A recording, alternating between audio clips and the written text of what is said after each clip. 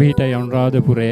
ඉතින් අදත් අපි ආවා පොහොය දවසේ අනුරාධපුරය දහයගම හන්දියේ CTC හෝල් එකට ෆාස්ටර් ලකිත රාජපක්ෂගේ සංකල්පයක් මත දෙවියන් වහන්සේගේ මඟ පෙන්වීමක් මත ඉතින් අනුරාධපුරයේදී අදත් වාර්තාගත සෙනගක් පාස්ටර් ලකිත රාජපක්ෂ දේවගැතිතුමාගේ සුවමෙහෙය සඳහා අදත් සහභාගී වුණා. ඉතින් අපි පාස්ටර් ලකිත රාජපක්ෂතුමාගේ තියෙනවා විශාල සංකල්පයක් දේවගැතිතුමාගේ දේවමෙහෙයකට පැමිණි සෑම කෙනෙක්ටම අපි තේ එකක් හෝ දීලා යවනවා. ඉතින් පාස්ටර් ලකිත රාජපක්ෂ අද කල්පනා කරා අපි දන්සලක් දෙමු පොහොය දවසේ කියලා. ඉතින් පාස්ටර් ලකිත රාජපක්ෂ තුමා අද සිසිල් පැන් දන්සලක් සංවිධානය කරලා තියෙනවා. අපි යන් ඒ පැත්තට.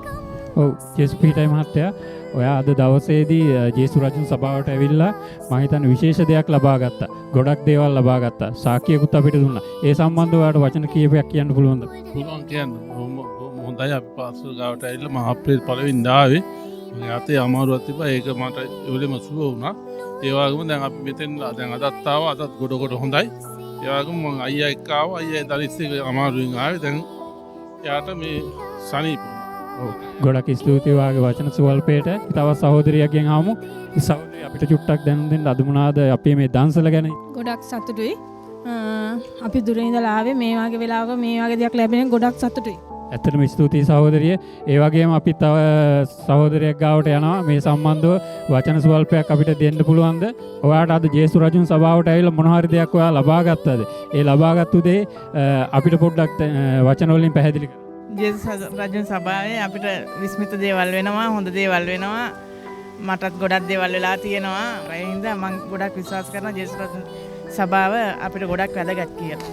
ගොඩක් ස්තුතියි. අපි දන්සල පැත්තට පොඩ්ඩක් යනවා. අපේ දන්සලක් ක්‍රියාත්මක වෙනවා. ඊට විශාල දැවැන්ත දන්සලක්.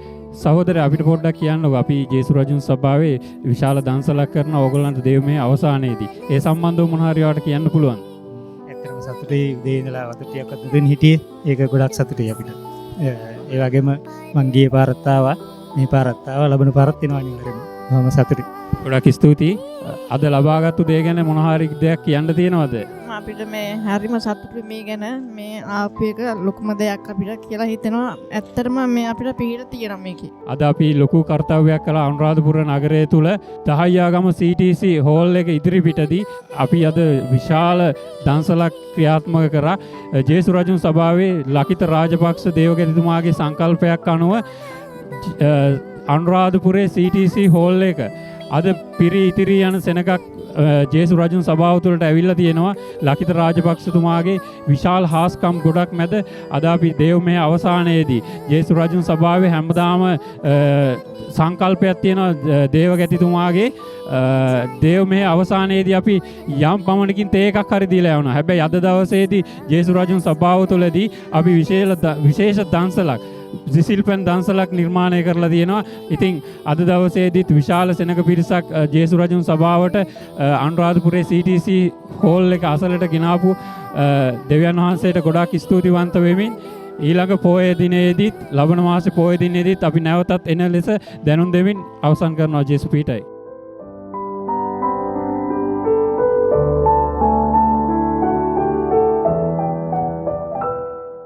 දෙවගැත්තුමනි ඒක සංග්‍රහයක්ද එහෙම නැතිනම් දන්සලක්ද? ඒක දන්සලක්. නමුත් ක්‍රිස්තියානි කෙනෙකුට දන්සල් දෙන්න පුළුවන්ද? යේසුස් වහන්සේ තමයි 5000කට වඩා අධික සෙනඟකට දන්සලක් දුන්නා. දෙවගැත්තුමනි මේ සුවමයන් වල අවසාන බලාපොරොත්තුව මොකක්ද ඔබතුමාගේ? ශාඛා සභාවක් බිහි කරන්න අපි හිතාගෙන ඉන්නවා සහ අගෝස්තු මාසේ 27 වෙනිදා අපි දේමයක් පොයට ලෑස්ති කරගෙන ඉන්නවා.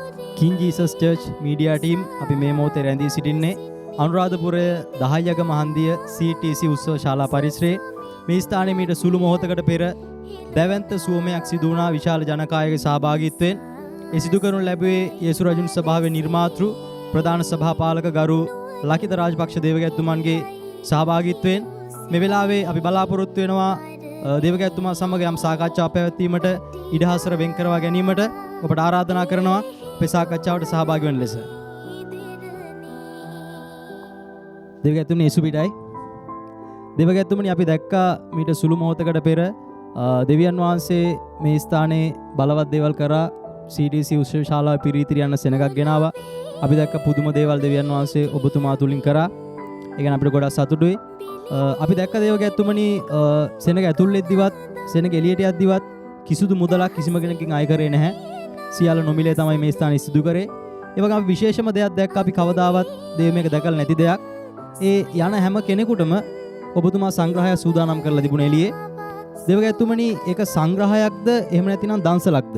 මේක බලලා ගොඩක් අය කියයි දන්සල් දෙන්න හොඳ නැහැ. ඇත්තට මම විවෘතව කියනවා ඒක දන්සලක්ම තමයි 100% දන්සලක් දුන්නේ. ඒක දන්සලක්. සංග්‍රහයක් නෙමෙයි ඒක දන්සලක්. අද පොයේ දවසේ ඇසල පොයට අපි දන්සලක් අපේ සභාවෙන් අපි දුන්නා. දේවගැතුමනි මම පෞද්ගලිකව සමාවිල්ලන මේ ප්‍රශ්නය අහන එක ගැන. දේවගැතුමනි බෞද්ධ ආගමික මිනිසයන් අපේ ලංකාවේ ප්‍රධාන ආගම ඒ මිනිසයන් දන්සල් දෙන එක සාමාන්‍ය දෙයක්. නමුත් ක්‍රිස්තියානි කෙනෙකුට දන්සල් දෙන්න පුළුවන්ද? ඒක දේව වචනයට බයිබලයට අනුකූල දෙයක්ද දේවගැතුමනි? අපි මොන මාර්ථකයටද දුන් නමක් දාලා මොන දේ කරත් මිනිස්සෙගේ කුසක් පිරීමක් සහ පිපාසයක් සංසිඳීමක්. ඉතින් කුසක් පුරවන්න පිපාසයක් නිවන්න ආගමක් බලපාන්නේ නැහැ. පොදුවෙන් ගත්තොත් බෞද්ධ මනුෂ්‍යයට එක බඩගින්න, කතෝලික මනුෂ්‍යයට තව බඩගින්න, ක්‍රිස්තියානි මනුෂ්‍යයට තව බඩගින්නක් නැහැ. සියල්ලෙන් බඩගින්න කියොත් පොදුයි. අනිත් තමයි යේසුස් වහන්සේ තමයි 5000කට වඩා අධික සෙනඟට දන්සලක් දුන්නා. කෑම දුන්නා. ඉතින් ඒ වගේ මමත් බෞද්ධ ජනතාව වෙනුවෙන් අනුරාධපුරයේ පූජා නගරේ ඒ වගේ මේ බෞද්ධ නගරයටත් අපි දන්සලක් දීලා මිනිසුන්ගේ ජීවිතවලට යමක් එකතු කර අපිට ආගම් ભેදයක් නැහැ, නිකා ભેදයක් නැහැ. අපි ලංකාවට බෞද්ධයන්ට අපි ආදරේ කියලා. බොහොම ස්තුතියි දේවගැතුමනි ඔබතුමාගේ පැහැදිලි කිරීමට. තව එකම එක ප්‍රශ්නයක් අපි ඔබතුමාගෙන් අහන්න බලාපොරොත්තු වෙනවා. අපි දැක්ක දේවගැතුමනි අවස්ථා කිහිපයක්ම වතාවක් දෙවතාවක් මේ තුන්වෙනි වතාව අනුරාධපුර ප්‍රදේශයට ඇවිල්ලා දැවැන්ත සුවමයන් 3ක් සිදු කරනු ලැබුවා. දේවගැතුමනි මේ සුවමයන් වල අවසාන බලාපොරොත්තුව මොකක්ද ඔබතුමාගේ? අවසාන බලාපොරොත්තුව තමයි අපිට ආගමකට හරවන්න අවශ්‍ය නැහැ. අපිට ඕනේ ක්‍රිස්තියානි කෙන ආගමකට හැරීමක් නැතුව අන්ධකාරයේ මිනිසුන් ආලෝකයට පරිවර්තනය කිරීමක් අපිට අවශ්‍යයි. අවසාන බලාපොරොත්තුව තමයි අපි මේ නගරේ ශාඛා සභාවක් බිහි කරන අපි හිතාගෙන ඉන්නවා සහ අපි ඉදිරි අගෝස්තු මාසේ 27 වෙනිදා අපි දේමයක් සුපුරුදු පරිදි සුව කිරීමේ හස්කම් දෙයක් පොයට ලෑස්ති කරගෙන ඉන්නවා. හරි ජෙසුපිටයි. බොහොම ස්තුතියි දේවගැතුමනි මෙවැනි කාර්යබහුල අවස්ථාවක ඔබතුමා සමග කතා කිරීමට අපට ඉඩහසර වෙන් කරවා දීම ගැන බෙහෙවින්ම ස්තුතිවන්ත වෙනවා. ඔබට ජෙසුපිටයි.